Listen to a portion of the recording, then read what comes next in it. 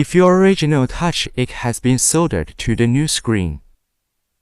To fix the original color function, you can connect the screen to the i2c programmer. You need to open the Taofar app in the i2c second programmer. After the screen is connected to the i2c, we need to click hyranger-com to complete the original color function repair.